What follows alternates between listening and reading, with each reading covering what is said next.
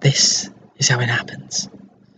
1 minute you're just another awkward second grader, and then your mum takes you and your brother to her friend's house out in the country.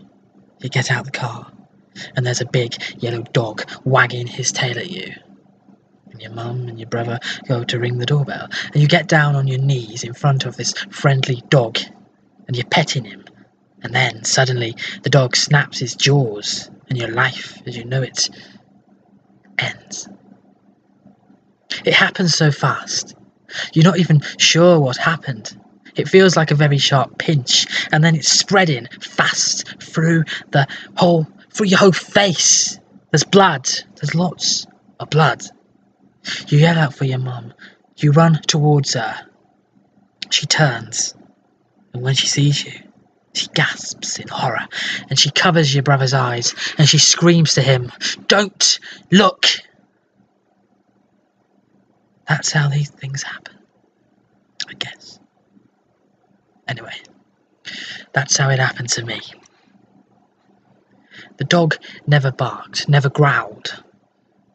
He followed after me, still friendly and playful, blood pouring from the holes in my face, and he's looking at me, wagging his tail. My mother grabbed my jacket from the car and told me to hold it tight against my face. I was crying. I was so panicked, I felt like I was choking. At the hospital, nurses were coming in, mopping up blood and asking questions and trying to establish how much of my face was still there, whether the nerve endings were alive. My face felt puffy and I was lightheaded. The nurses were friendly. They wanted me to trust them, and I did. I believed them when they said that doctors would be able to fix me. My father didn't. He couldn't look directly at me. He kept staring at a space on the wall above me. He kept saying, "You're being very brave." I didn't feel brave.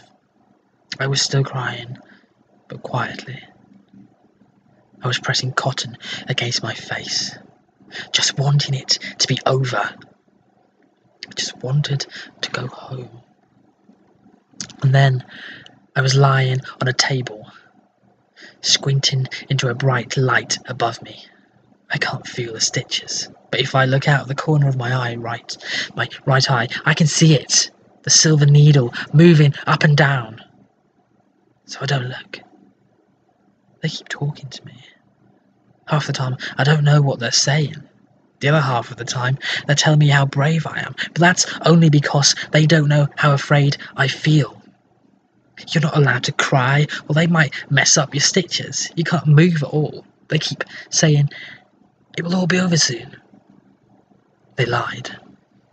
I was conscious the entire time. I was awake while they sewed my face back together. What I remember most is the bright light and the strangely disembodied voices of my parents and the doctors trying to keep the patient calm. When they finally let me see myself, when they gave me a mirror, I had prepared myself for a Halloween mask, for a horror movie, for a nightmare. But the blood had been cleaned away. It was just neat rows of stitches. I was actually relieved. But then I went back to school. And then the real trauma began.